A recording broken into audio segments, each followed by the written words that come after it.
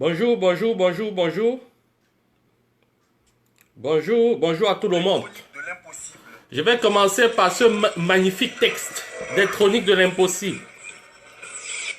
Aurel Choumi. Les Camerounais ont vu Paul Biya en chair et en os aller présider la finale de la Coupe du Cameroun.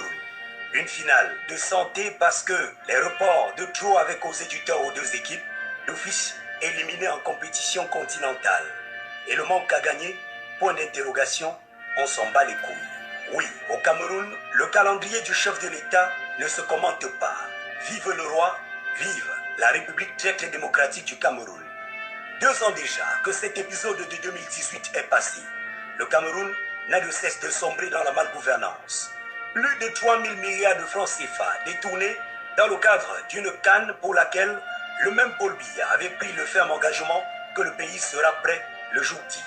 Zéro enquête aboutie, zéro suspension, zéro interpellation à la clé. En 2019, le tribunal criminel spécial annonce qu'au cours du précédent mandat de Paul Biya à la tête du Cameroun, 6 000 milliards de francs CFA ont été détournés. Oui, ouvrez bien vos oreilles, 6 000 milliards de francs CFA en 7 ans seulement. Au ministère des Finances, 2 milliards 258 millions 913 000 francs CFA ont été dilapidés par seulement 7 personnes. Au ministère de l'Économie, de la Planification et de l'Aménagement du Territoire, entendez Minepat, Patrick Awono, Libi Jacques, Minja Minja, Lep Ampolniem, Roger Georges Junior ont détourné entre fin 2015 et début 2016 la bague à chiffres et autres malversations financières ont été encaissées et consommées. Plus rien n'y fera. Aucune enquête véritable. Après les effets d'annonce, on est passé à autre chose. L'argent dans les poches des petits copains. Le reste, oui, une fois encore, on s'en bat les couilles. Le 31 janvier 2017, c'est une salle qui jouxte le cabinet du ministre des Marchés publics qui a essuyé la fureur des flammes. Jusqu'à ce jour, l'enquête ouverte n'a jamais été refermée. Plus loin devant, le 6 décembre 2013, c'est le ministère de la Santé publique qui avait essuyé un gigantesque incendie à l'heure où l'on évoquait en permanence dans la presse un imminent remaniement ministériel. André Mamafouda en est sorti indemne. Il se porte bien, si bien qu'il a été de nouveau promu sans jamais avoir rendu gorge de ce qui s'était réellement brûlé dans ce bâtiment, ce qu'il cachait au peuple camerounais. Tout brûle au 237, les bâtiments universitaires, les bureaux qui jouxtent les rectorats, les ministères et bien d'autres. Et ça brûle très souvent entre 22h et 22h30 de la nuit. Derrière, on ouvre une enquête et basta. Elle ne sera jamais refermée. N'allez surtout pas leur demander les noms des enquêteurs. En réalité, ça n'existe que dans leur tête. Une formule inventée et alimentée par la presse nationale pour tromper ou duper le peuple. S'agit-il donc d'un combat Paul Biya contre Kamto? Personnellement, je ne le pense pas. Pour preuve, aucun d'eux ne parle presque jamais de l'autre. Ceux qui répondent au professeur Maurice Kamto tout le temps, ce sont des administratifs et pas n'importe lesquels. Jacques Famendongo, 70 ans, le 14 novembre prochain, est l'un des hommes clés du pouvoir de Yaoundé. Rédacteur en chef exécutif de Cameroun Tribune à seulement 22 ans, il aura été directeur de l'école supérieure des sciences et techniques de l'information et de la communication, chargé de mission au cabinet civil, entendez, responsable de la communication de Paul Biya, cumulativement avec les autres fonctions, recteur de l'université de Yaoundé 1, ministre de la communication, président du conseil d'administration du centre hospitalier et universitaire de Yaoundé et de la Cameroun Radio and Television, ministre de l'enseignement supérieur, ministre d'État désormais. 48 années passées dans les plus hautes sphères de l'État. 48 ans, oui, 48 ans au cours desquels il est devenu par la force des choses un des hommes les plus riches du Cameroun. Est-ce donc à un homme comme celui-là que vous allez parler du bien-être du peuple camerounais, des déboires de l'arrière-pays, de la sinistrose du quotidien? Famendongo vit dans une autre planète. N'osez pas lui demander le simple prix d'une baguette de pain. Le père des ordinateurs PBF, 32 Go égale 500, luttera comme un beau diable pour mourir à cette fonction ou à une autre. Il fait partie de ces Camerounais qui se sentent au jour le jour supérieurs aux autres. Les Camerounais à qui appartient le pouvoir, les Camerounais qui mourront avec le pouvoir. Le sang versé au quotidien dans les régions anglophones du pays, les inondations, l'état des routes, l'enclavement des régions, le peuplement des amphithéâtres dans les universités, le peuplement des prisons, la carence de médecins, le sous-équipement des morgues et des hôpitaux, l'exploitation abusive et illégale de la forêt camerounaise et bien d'autres sujets ne peuvent et ne pourront jamais intéresser Jacques Famendongo. Son centre d'intérêt n'est pas celui du peuple camerounais. Oui, ce que 25 millions de Camerounais cherchent au quotidien, Jacques Famendongo estime l'avoir depuis bientôt 50 ans. Quand je parle de lui, je parle aussi de tous ces papis, vieux et fatigués, mais qui ne veulent en aucun cas céder leur fauteuil de ministre aux plus jeunes. Mais de vous à moi, si l'autoroute Douala-Yaoundé était achevée et que les Camerounais circulaient normalement, hommage d'ailleurs en passant à cette jeune compatriote qui a perdu la vie à cause de ce que l'échangeur de vannes ne disposait pas de glissières de sécurité.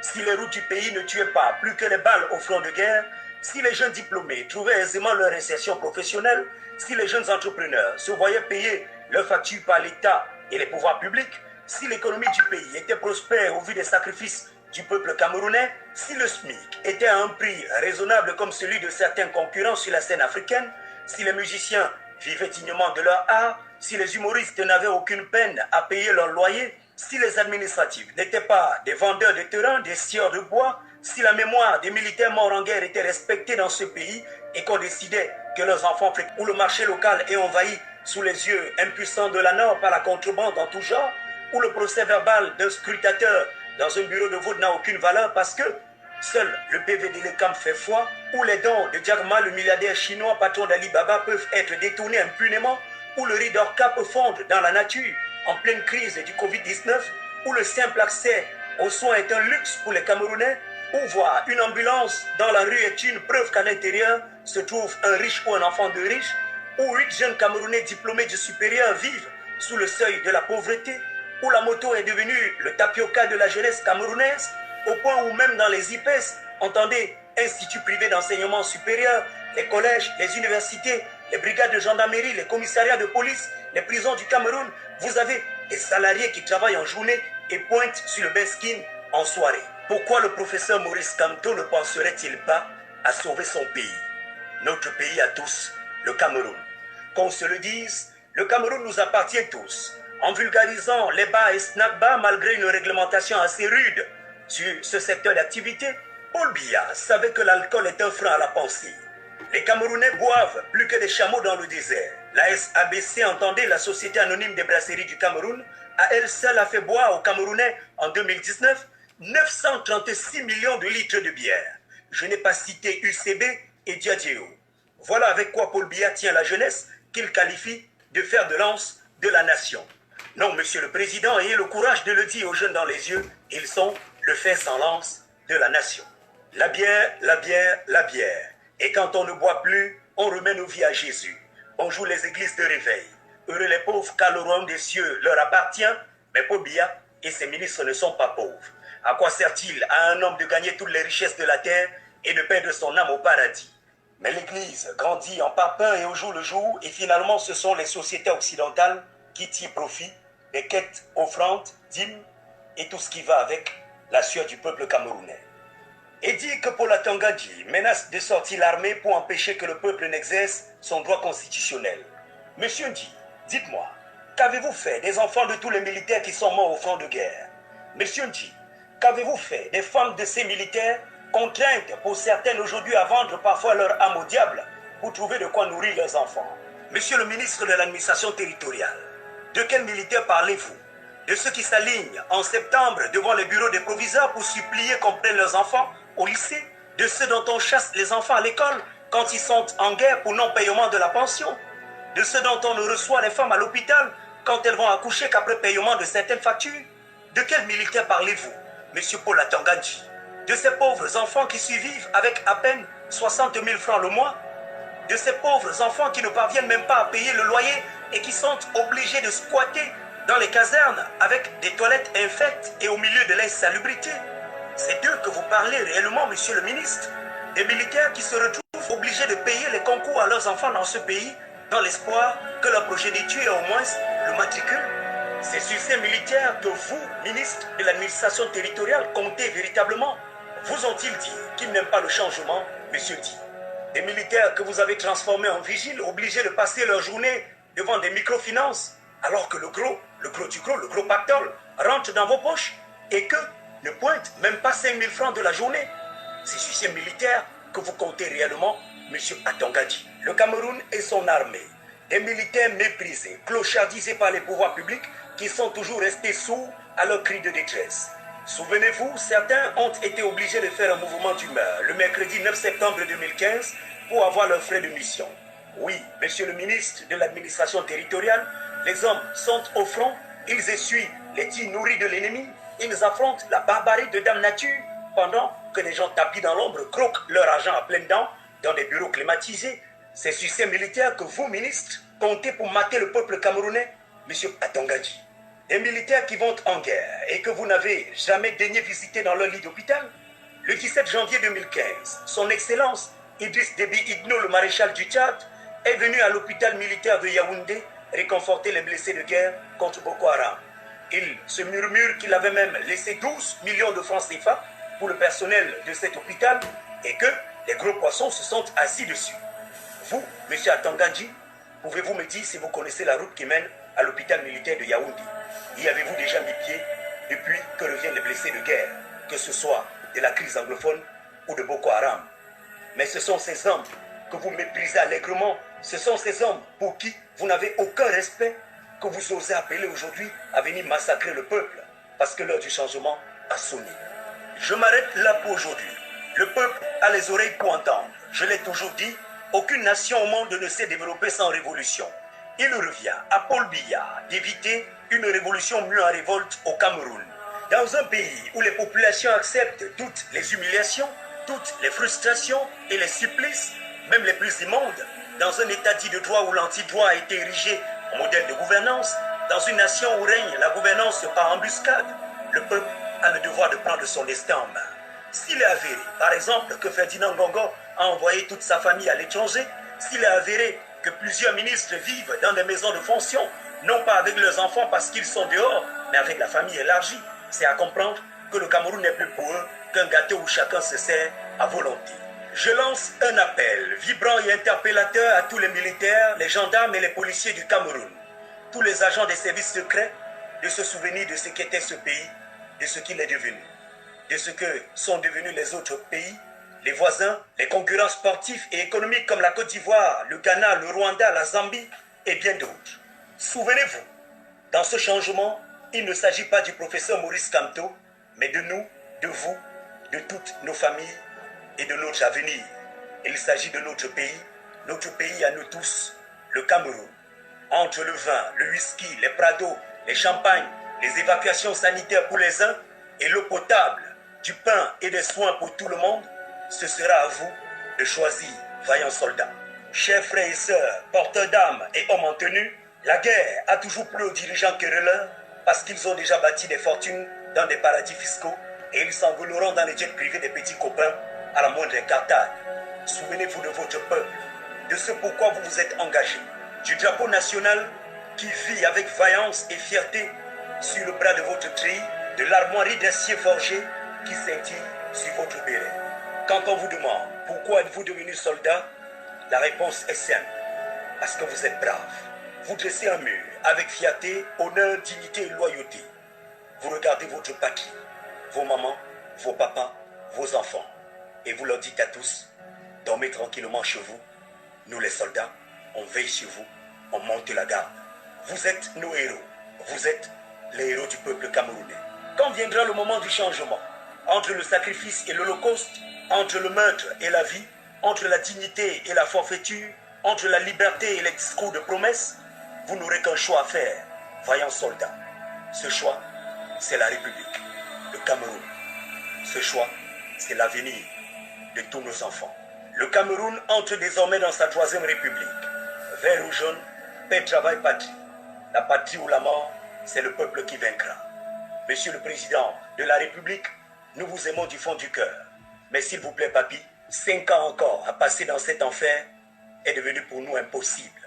Souvenez-vous, Monsieur le Président, vous avez dit que vous voulez qu'on retienne de vous que vous êtes l'homme qui a apporté la paix et la prospérité à son peuple. Si vous démissionnez, vous donnez une chance de prospérité à cette nation.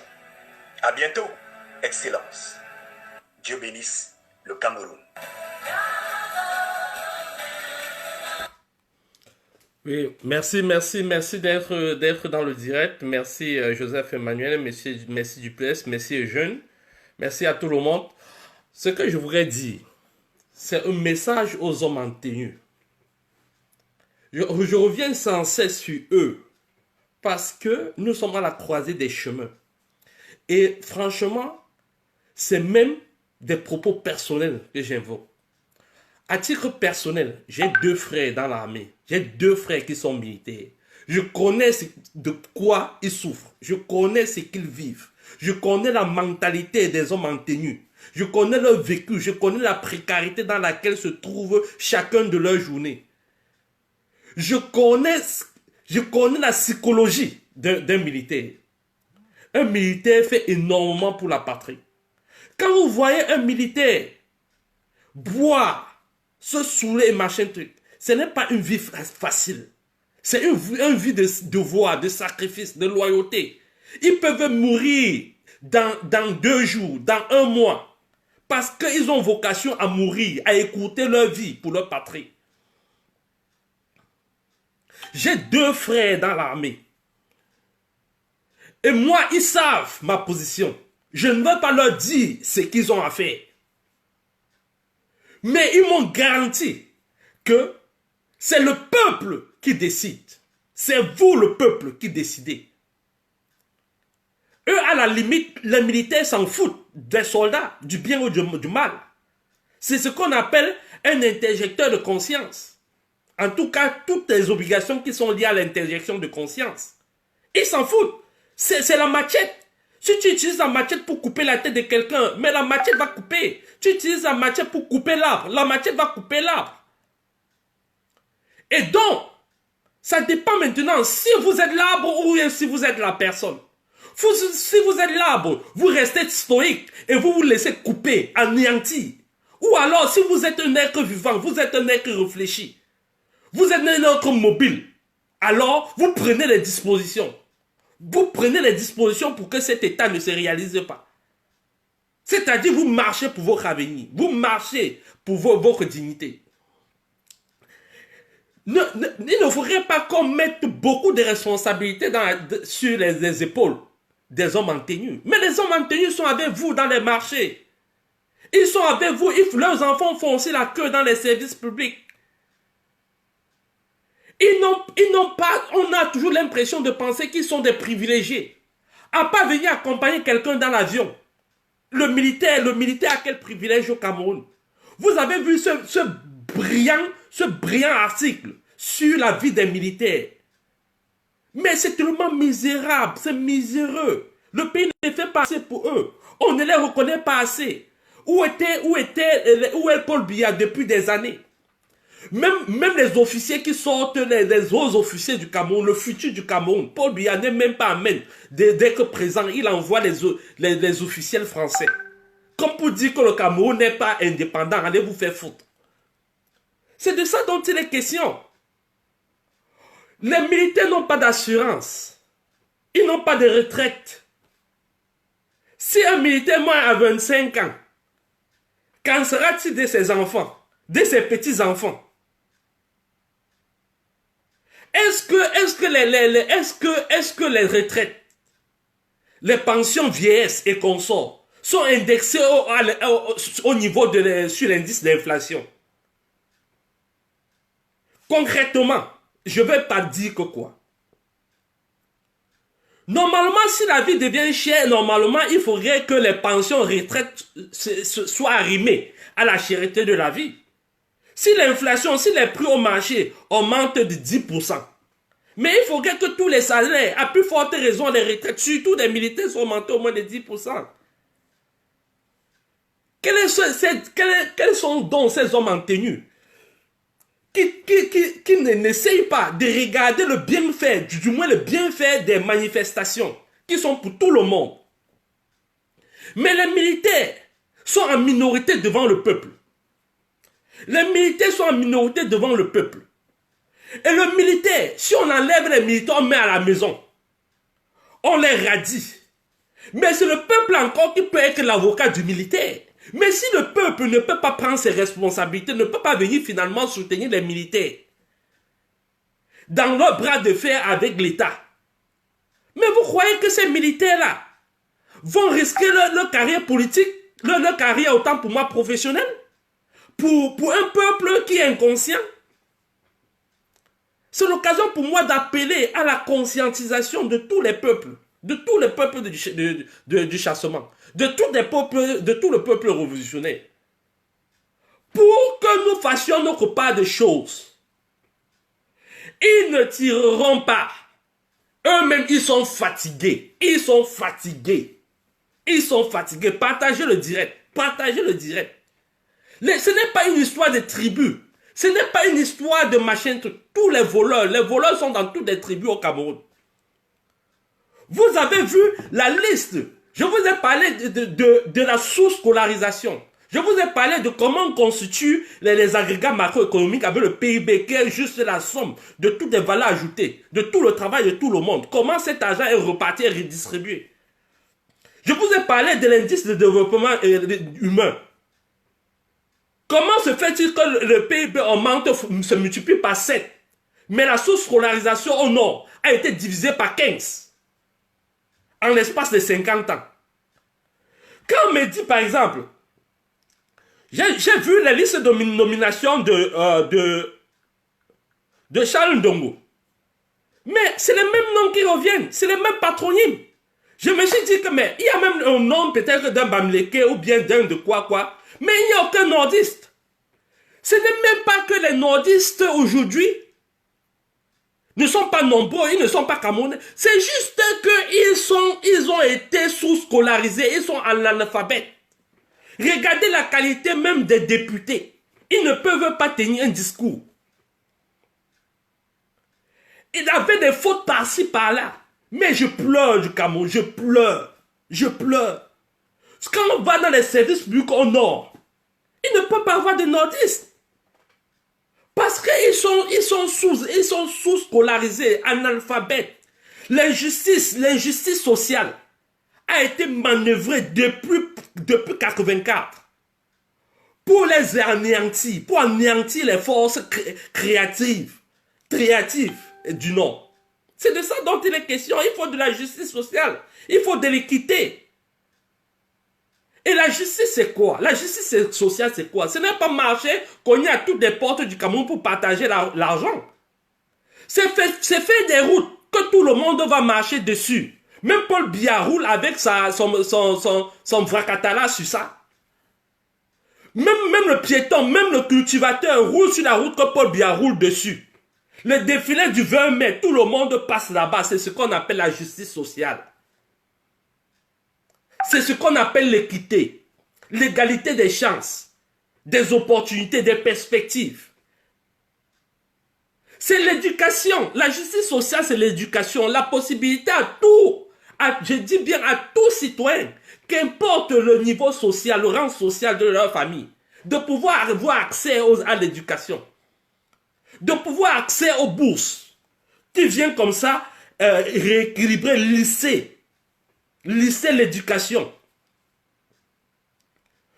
sur tout l'étendue du territoire. Pas qu'à un niveau, au centre, le taux de scolarisation est 90%, au nord, le taux de scolarisation est 3%. Mais c'est quelle histoire ça? C'est de ça dont il est question. On va vous parler comment, mais de plus en plus, les gens prennent conscience de cet état de fait. Partagez le direct. Bienvenue dans le direct. Partagez le direct. Et accessoirement, vous pouvez sortir, partager et réentrer dans le direct. Bienvenue dans le direct. La justice sociale, c'est quoi? Mais la justice, c'est l'équité dans la sécurité, l'égalité dans la sécurité. Que vivent les gens du Nozo? On est plus en sécu au Nozo qu'au centre, qu'à Douala. Est-ce que c'est normal? L'État a failli. C'est de ça dont on parle. Tous les francophones qui ont investi au Nozo, les gens disent toujours que c'est une histoire de francophones, d'anglophones. Tous ces francophones qui ont investi au Nozo. Mais aujourd'hui, ils sont devenus plus pauvres. Ils ne peuvent plus prendre les loyers. Ils ne peuvent plus acheminer les produits d'élevage d'agriculture dans les grandes villes du Cameroun. C'est ce qu'on appelle la justice sociale. La possibilité que chacun puisse avoir un acte de naissance, une carte d'identité. Parce que c'est de là que commence la discrimination. C'est de là que commence le clientélisme. C'est de là que commence le clientélisme. À la fin, même seulement au niveau de dépôt de candidature, pour ce qui est d'un concours, ce qui est de l'accès au CEPE, il y a beaucoup d'enfants qui ne peuvent pas composer le CEPE pour faute d'acte de naissance, qui ne peuvent pas composer le bac pour faute de carte d'identité, qui ne peuvent pas accéder à un concours pour faute d'un élément essentiel de la citoyenneté au Cameroun. C'est de ça, c'est en ça que consiste la faillite de l'État.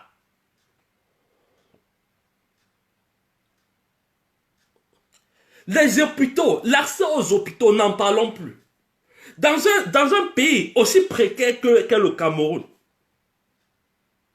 les enfants des présidents, les enfants des ministres ne devraient pas avoir une primauté plus que n'importe qui, que l'enfant des victimes d'inondation à Maroua, dans l'accès aux soins.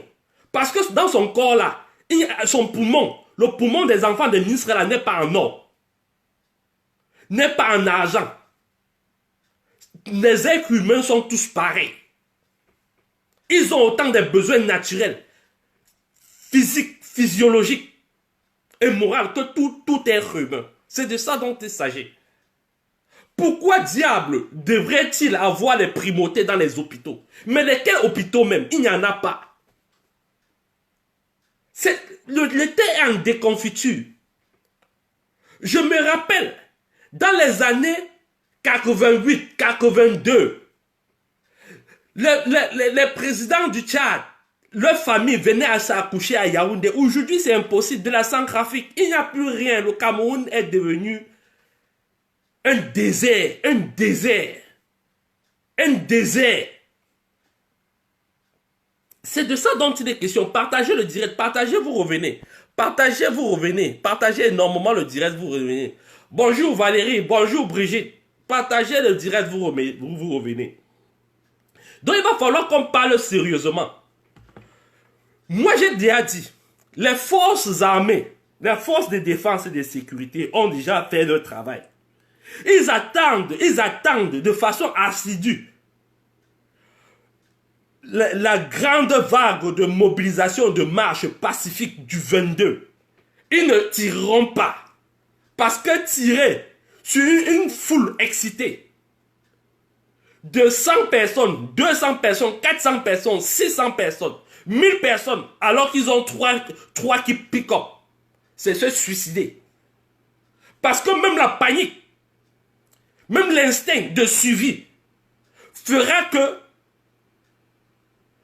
vous-même, vous allez découvrir le Tchaka Zoulou qui est caché en vous. Vous allez découvrir la force, la puissance du désespoir. Et ils le savent. Ils n'useront pas de leur arme à feu. Cet État est faible. L'État est faible. Ils ont divisé par 3 tous les salaires, y compris même les salaires des forces de défense et de sécurité. Ils ont réduit énormément les budgets. Cette armée est sous embargo. Les frais de mission sont réduits. Cet État a une dette intérieure énorme parce qu'elle demande des services aux fonctionnaires. Les fonctionnaires travaillent à crédit parce que leurs frais de mission ne sont pas reconduits directement dans leur salaire à la fin du mois. On renvoie, c'est ce qu'on appelle la dette intérieure d'un pays. L'incapacité du gouvernement de pouvoir assumer, répondre à ses obligations. Les forces de défense et de sécurité, ils vont travailler à crédit. Et il y a déjà d'autres crédits qui sont déjà là. Je vous ai montré ici que les forces de défense et de sécurité sont de plus en plus proches du peuple. Ils sont confondus au peuple. Ils attendent le peuple pour finalement faire sortir eux-mêmes leur mécontentement. On a vu ce qui s'est passé au Mali. On a vu ce qui s'est passé au Burkina. On a vu ce qui s'est passé en Algérie. On a vu ce qui s'est passé en Égypte. Je vais vous montrer un soldat. Un soldat, je ne sais pas de quand date la vidéo, mais ce soldat-là, franchement, le gars, il fait plaisir. Quand on écoute, il fait plaisir parce qu'il fait montre d'un message de paix, de sincérité, de fierté, de dignité, de fusion avec le peuple. Écoutez. C'est notre pays. Arrêtons de nous entretuer. C'est pas parce que je suis un homme en tenue que je me permets de faire n'importe quoi à un citoyen parce que j'aborde la tenue. Non, cette tenue-là, c'est pour servir le peuple. C'est pour servir les Camerounais. C'est pas pour écraser les Camerounais. Je suis fier de toi. Et je servirai ce pays tant que je vivrai, jusqu'au sacrifice suprême. Je te servirai, Evaniste, parce que je suis militaire. Tu n'es pas militaire. Je suis militaire pour toi, pour te protéger, pour protéger ce pays. I'm happy to you, brother. Que Dieu te bénisse.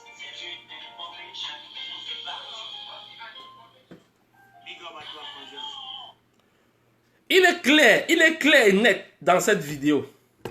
Il est clair et net dans cette vidéo. Écoutez bien les messages de paix. C'est la dernière fois qu'elle diffuse cette vidéo. C'est notre pays. Arrêtons de nous entretuer. C'est pas parce que je suis un homme en tenue que je me permets de faire n'importe quoi à un citoyen parce que j'aborde la tenue. Non, cette tenue-là, c'est pour servir le peuple. C'est pour servir les Camerounais. C'est pas pour écraser les Camerounais. Je suis fier de toi. Et je servirai ce pays tant que je vivrai, jusqu'au sacrifice suprême. Je te servirai, Evaniste, parce que je suis militaire. Tu n'es pas militaire. Je suis militaire pour toi, pour te protéger, pour protéger ce pays. I'm happy to you, brother. Que Dieu te bénisse. Vous voyez, ce militaire, qu'est-ce qu'il dit? Il est militaire, il va servir le pays. Mais il est là, il dit non à la guerre. Il est là, il dit qu'il n'est pas devenu militaire pour tuer ses propres frères. Il n'est pas devenu militaire pour tuer sa propre famille. C'est ce qu'il dit. Le 22, si on sort en masse, vraiment, et qu'on est déterminé à avancer, de façon pacifique. Il y a eu le code de bonne conduite des marcheurs qui a été publié par le président Maurice Kamto. Il a bien prédit, il a bien dit, il a insisté sur ce qu'il faut avoir. C'est-à-dire son masque, le javel, le vinaigre, autant pour moi. Probablement se protéger éventuellement des fumées du Mami Wata et consort, de l'eau du Mami Wata et consort. Il faut savoir pourquoi on sort. Sortez en groupe par groupe de 5, 6. Vous vous regroupez au petit carrefour. Et de plus en plus, vous convergez vers les grands centres, les grands carrefours de vos quartiers. Vous vous regroupez là-bas. Vous vous regroupez et quand vous attendez, vous atteignez une quantité déjà critique, une grande quantité, c'est où vous pouvez aller marcher vers un autre carrefour stratégique. C'est comme ça qu'il va falloir faire. Il va falloir qu'on relaie cette stratégie. Vous sortez par groupe de 5, par groupe de 10. Vous vous regroupez d'abord au petit carrefour de votre coin. Quand vous atteignez un nombre stratégique, peut-être de 20, de 30, vous vous convergez rapidement au prochain carrefour. Vous convergez. Je ne voudrais pas voir les gens qui sont, par exemple, 10. Ils commencent à marcher sur 1 kilomètre. Non. Non. Vous arrivez à un petit carrefour. Un petit carrefour. C'est-à-dire un carrefour des pistes. Des pistes, par exemple, comme en Mambanda. Vous arrivez dans un carrefour de pistes, comme en Mambanda. Vous vous regroupez d'abord là-bas. Vous vous regroupez, partagez le direct. Partagez dans le direct, c'est important. Vous vous regroupez là-bas par 10, 20, 30. C'est quand vous êtes 30, quand vous pouvez vous déplacer sur 200 mètres pour vous joindre à un nouveau carrefour. Ou fatalement, vous serez encore beaucoup, vous serez maintenant 100. 100. Vous rapprocherez d'un autre carrefour. Vous vous rapprocherez d'un autre carrefour. Où vous serez maintenant 400. Vous vous rapprochez maintenant d'un autre carrefour où vous serez maintenant 1000. C'est comme ça que ça se passe. C'est comme ça que la mobilisation marche. Le pouvoir, ils sont concentrés, ils vous attendent sur les grands carrefours, les grands axes. C'est de ça dont il est question. Il n'est pas question pour vous de commencer à voir déjà quelqu'un de 1-2 juste sur le goudron. Non. Vous vous regroupez d'abord au quartier. Et quand vous sortez, c'est-à-dire quand les gens sortent de Mamanda, qui sortent de Forêt-Bas, qui sortent de Grand Hangar, qui sortent de Bodjongo, au fur et à mesure, tous ces ancrés sont sortis des grands quartiers. Vous amassez sur le goudron. Vous vous amassez. Ce n'est pas, c'est un jour de contestation nationale. Donc, il faut faire preuve de responsabilité de civisme. Que les automobilistes, par mesure de prudence et de précaution, qu'ils ne sortent pas avec les voitures. Il faut mettre ça de côté parce qu'on aurait besoin de ces grands axes pour marcher. Les ambassades l'ont déjà dit. Il faudrait faire attention sur ce jour. Ce jour, c'est une journée de contestation. Les ambassades ont donné leur feu vert. C'est-à-dire, c'est une journée de contestation. Même les fonctionnaires ont pris acte du fait que la journée du 22, c'est une journée fériée, chômée, payée. Bien. Et on va marcher, on va travailler ce 22 en marchant pour le progrès, pour l'espoir, pour notre dignité, pour dire non à la guerre au nozo. Il va falloir qu'au nozo, les gens sortent. Que les gens sortent par centaines, par milliers. Qui sortent parce que vous n'avez plus peur des balles au nozo. Vous n'avez plus peur des balles, vous n'avez plus peur du sang. Sortez pour vos enfants. Je vais vous faire une confidence. J'ai eu un frère qui m'a joint tout à l'heure. Il me disait que c'est un cousin qui se débrouille au Cameroun. Il me disait que, mais, moi je suis comme ça là, je vais faire comment? Il est à Bonabéry, j'ai investi dans un poulailler qui est déjà autour de 2 millions. Je vais vendre mes poules comment? Si les contestations. Je lui ai dit que mon frère, toi-même, tu as ta soeur en Banga qui fait dans les champs. Les Ambazoniens tirent déjà dans les champs là. Dans ces champs, il y a des investisseurs qui avaient investi dans l'élevage des bœufs, des autruches. Eux, ils ont déserté le champ. C'est les investissements qui partent. Il y a des gens qui étaient au Nozo, qui ont fui venir peupler Douala. À Bonabéry, la prostitution s'est multipliée par 5. Ton enfant va quitter Bonabéry pour aller à l'école, va passer au milieu des prostituées pour arriver à l'école. C'est quelle école tu vas donner à tes enfants? L'enfant va marcher, passer au milieu des prostituées le matin pour aller à l'école.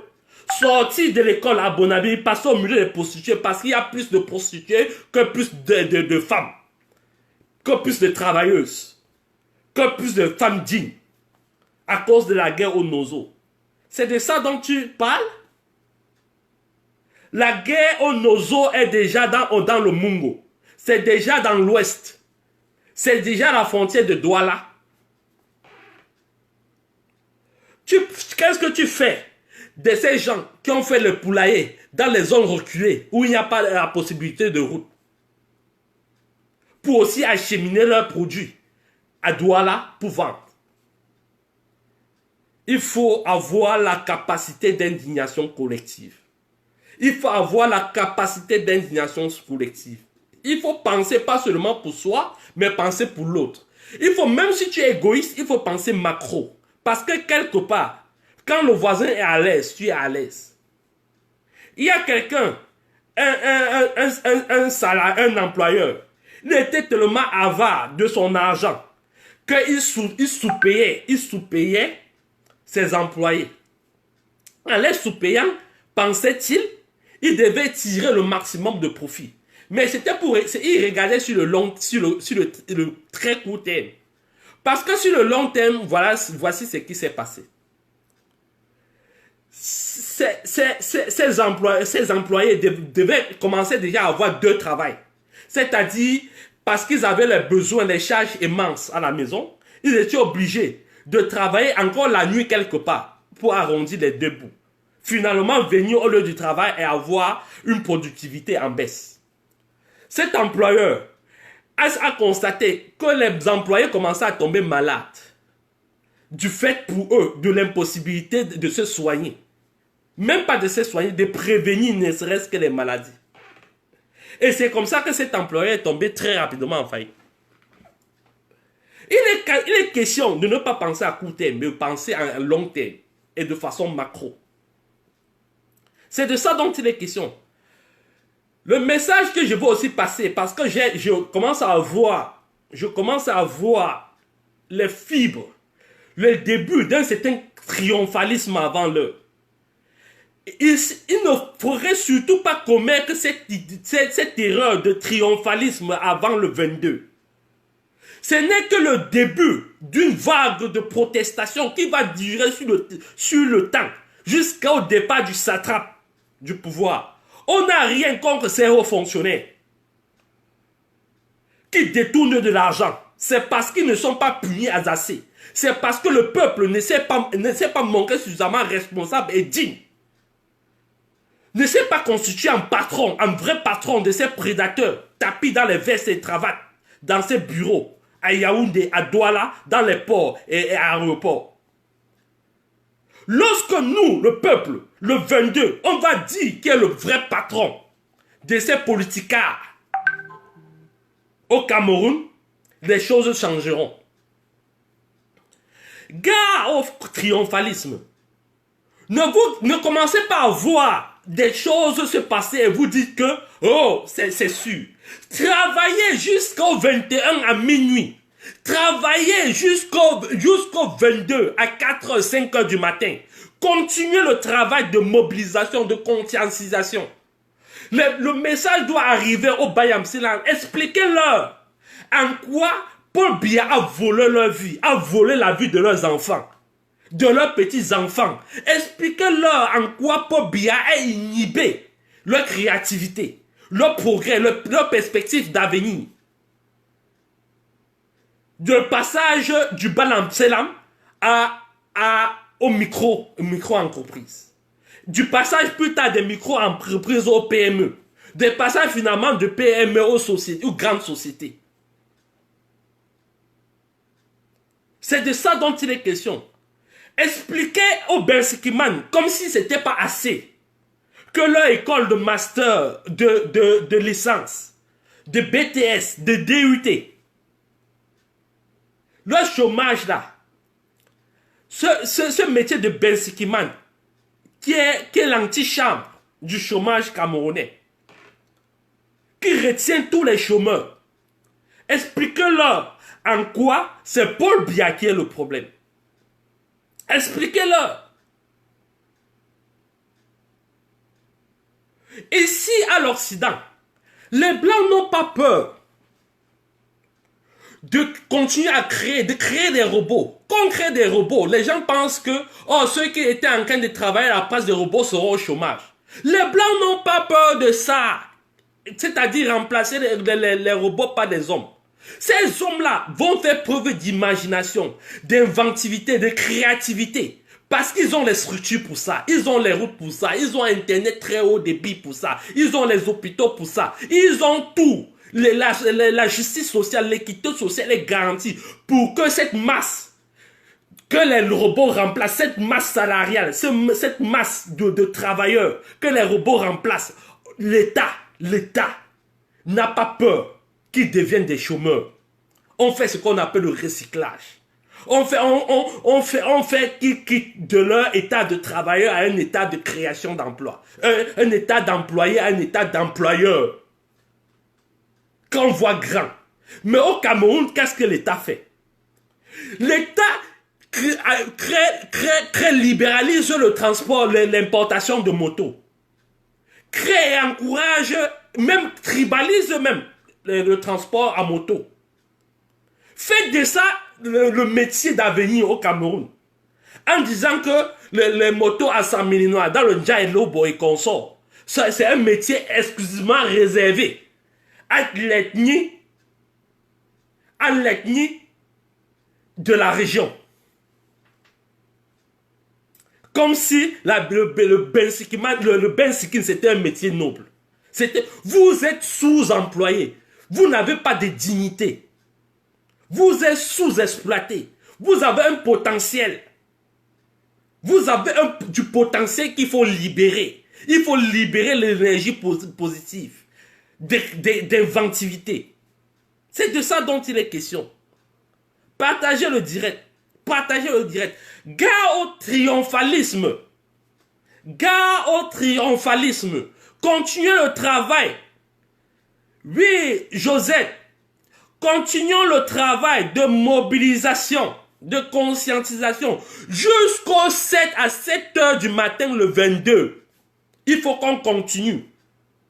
Je vais vous montrer. Et ça se fait. Les réunions se font. Les mamans sont là à la réunion. Laissez-moi, je vais vous montrer. Je vais vous montrer que les gens travaillent. Les gens ne dorment pas. Investissez-vous. Investissez-vous pour votre avenir. Investissez-vous pour vos enfants. Je vais vous montrer. Attendez que je vous fais directement. Je vous montre directement. Je dis vraiment très très directement ce qui se passe. Ce qui se passe. Est-ce que vous êtes prêts pour le 22? Nous sommes prêts. Liberté, liberté, liberté. Nous sommes prêts. Bravo. Écoutez. Est-ce que vous êtes prêts pour le 22? Nous sommes prêts. Liberté, liberté. Nous sommes prêts. Bravo. Vous croyez que ces femmes-là, vous croyez qu'il y a une maman de moins de 45 ans dans ce groupe de femmes? Regardez, vous les jeunes là, vous les jeunes Benskiman là, vous croyez qu'il y a une maman de moins de 45 ans, 50 ans dans ce groupe de femmes? Nous sommes prêts. Liberté, liberté. Nous sommes prêts. Bravo. Vous croyez, regardez leur face, regardez leur faciès. Est-ce que vous êtes prêts pour le 22? Nous sommes prêts. Liberté, liberté, liberté. Ce n'est pas le jeu, ce n'est pas le jeu, ce n'est pas le jeu. La paix a changé de camp. Même les mamans, tout le monde va sortir. Les mamans, les enfants, les jeunes. Vous, que l'encre n'est pas encore fini sur vous, comme ces vieilles mamans qui ne se battent pas pour elles aujourd'hui, mais qui se battent pour leurs enfants. Sortez avec elles, accompagnez-les, comme on accompagnait nos mamans dans les champs. Parce que tout simplement, on ne voulait pas qu'elles cassent leur dos en portant les charges lourdes. Accompagnez-les parce qu'elles voient l'avenir, elles voient votre avenir dans sa sortie pour les marches pacifiques. Elle a votre image dans sa tête. Elle veut que toi, jeune, tu sortes des bars. Que toi, jeune, tu sortes des bars et que tu viennes, tu accompagnes ta maman. Tu accompagnes ta maman vers le progrès, vers sa dignité. C'est l'héritage du pauvre. Vous savez ce que c'est que l'héritage du pauvre? L'héritage du pauvre que le pauvre laisse à ses enfants. Vous savez ce que c'est? Vous savez ce que c'est? C'est sa part de travail dans la constitution de l'État. L'héritage d'un pauvre à ses enfants, c'est sa part de travail dans ce qui est du patrimoine commun.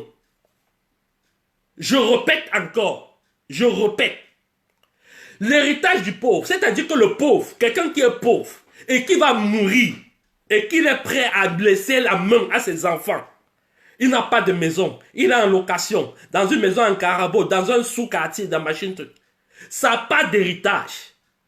C'est ce qu'il a fait de façon collégiale pour l'État, pour son pays, pour la dignité, pour le peuple, pour assurer finalement l'égalité, l'équité et la justice sociale. Parce que, autrement, ses enfants seront encore plus pauvres que lui. Et c'est pour ça que ces mamans sortent. C'est pour ça que ces mamans sortent. Partagez le direct. Bienvenue Niel, Gomezi. Partagez le direct. Moi, c'est pour ça que je dis, gare au triomphalisme. Gare au triomphalisme. On vient seulement de commencer le travail. Gare au triomphalisme.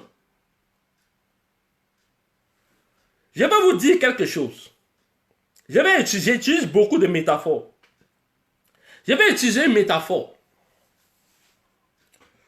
De celui-là, on a bien parlé du fameux penalty. Le fameux penalty de Maurice Kamto.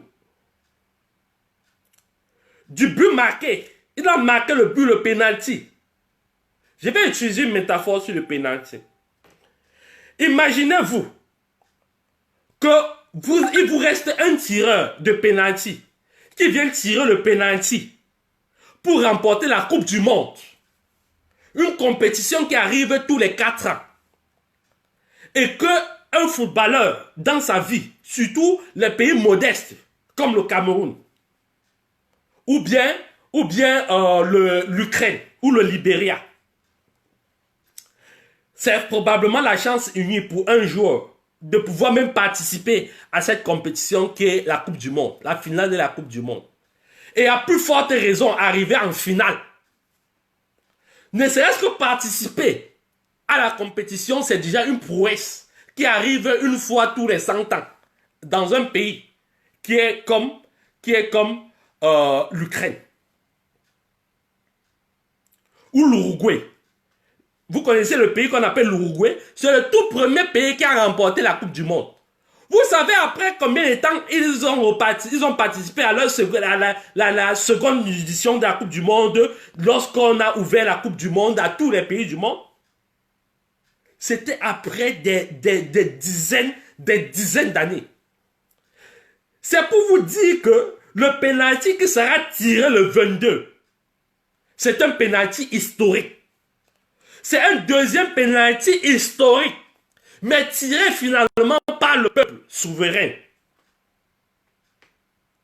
Vous, peuple, vous, activistes, vous, Camerounais de la diaspora, il n'est pas question pour vous de poser le ballon, de commencer à dire, si je marque, voici comment je vais jubiler. Je vais enlever le maillot comme ceci. Je vais courir par là-bas. Je vais sauter par ceci. Je vais faire le tour du stade. Il faut que je commence à réfléchir sur comment je vais jubiler. Non.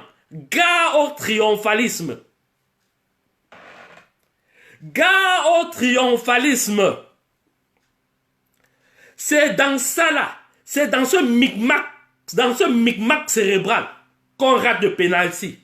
C'est dans ce micmac cérébral que le tireur va ici au champ qu'on rate de pénalty. Mais vous savez pourquoi il rate de pénalty?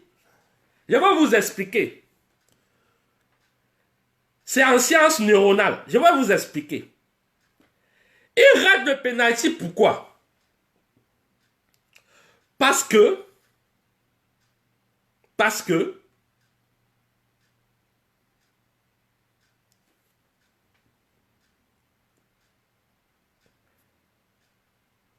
son cerveau a déjà vécu l'événement. Son cerveau a déjà vécu l'événement. Son cerveau a eu l'extase, l'adrénaline, toutes les substances nécessaires à cet événement a été déjà vécu par son cerveau. Son cerveau a déjà reçu toute l'extase nécessaire qu'il aurait dû avoir seulement après avoir réussi son but marqué pour avoir finalement la Coupe du Monde qui est finalement l'occasion ultime, son rêve absolu. C'est parce que son cerveau a déjà sécrété toutes les substances nécessaires qui lui ont fait croire qu'il a déjà réussi. Donc finalement, très peu de partie de son cerveau est concentrée sur la réalisation de ce but, c'est-à-dire de ce penalty.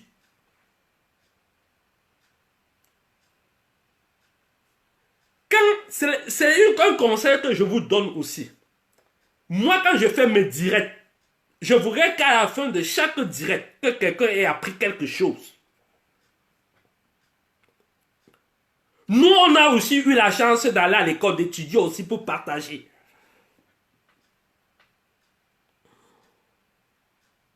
Pour partager le savoir. Pour que tout le monde, pour la justice, l'équité sociale. Les gens, c'est bien de faire le projet sur papier. Mais ne réfléchissez pas sur la jouissance d'un projet. Ne mettez pas d'énergie sur la jouissance d'un projet. Sur le papier, dans la tête. Ne conceptualisez pas la jouissance de votre projet. Parce que ça va vous sécréter toutes les substances nécessaires. Et finalement, vous aurez vécu. Si vous dites, je vais construire une maison à 2 niveaux. Il y aura la voiture, ça va garer ici. Il y aura le parking là-bas, il y aura un parking comme ça. Quand je vais me réveiller, oh, je serai tellement content. Je serai tellement content. Je vais voir les gens passer comme ça là. Là, votre cerveau a déjà vécu l'événement. Mais je vous mets en défi. Vous n'aurez plus jamais cette maison. Vous n'aurez plus jamais cette voiture. Vous n'aurez jamais cette maison en étage. Faites attention au triomphalisme. Travaillez pour changer. Le cap a été fixé. Le goal est là. Ne réfléchissons pas sur que, oh, si Paul Biya départ, c'est que voilà comment on va faire, voici comment on va faire, voici comment la diaspora va investir au Cameroun, voici. Non!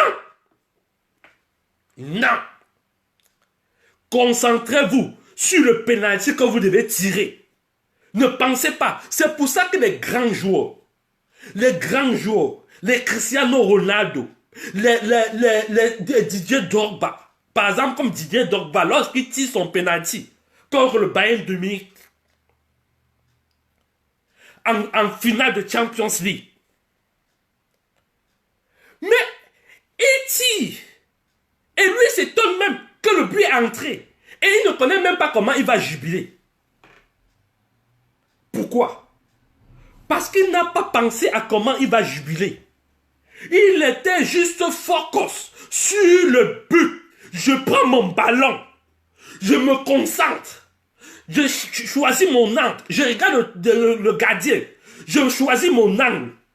Je ne pense pas qu'il va retirer. Il va arrêter. Il ne va pas arrêter. Il va retirer. Il ne va pas retirer. Ça sera le but. Ça sera pas le but. Je ne pense pas à ça. Je fais ce que j'ai à faire. Et après, ça sort comme ça sort. Une fois seulement, je réalise. Une fois seulement, je dis le combat. Travaillons à la mobilisation. Travaillons. Ne dites pas que non, l'autre va faire. Ne dites pas que non, mon tel ami va partir à la marche. Dans la diaspora, ne dites pas que tel ami va partir à la marche. Prenez-vous, même si vous êtes en Californie, prenez votre billet d'avion. Allez à Washington marcher. Si vous êtes à Rouen, en France, prenez votre transport. C'est-à-dire le transport, le covoiturage ou bien le train. Allez sur Paris, allez sur les grandes villes de manifestation, manifester. Ne dites pas qu'il y aura un cousin là-bas en France que je l'ai appelé, il ne comptait même pas venir. Je l'ai convaincu d'aller marcher, donc il marchera un peu à ma place. Non, ne dites pas ça. Sortez avec vos collègues de service, sortez avec vos enfants. Venez par milliers. Venez par milliers. Sortez, faites d'une pierre 2 coups. Mettez même la bière dans le sac. Si vous étiez habitué à vouloir boire le week-end, sortez la bière, vous buvez en même temps que vous marchez. Faites preuve d'inventivité. Mélangez les choses. Prenez un bouquin. À marcher, vous lisez votre bouquin. Vous lisez votre bouquin. Prenez votre téléphone. Vous marchez, vous feuilletez, vous passez en revue Facebook. Ou le Congo ça, vous faites d'une pierre deux coups. Ne dites pas que je reste à la maison parce que machin...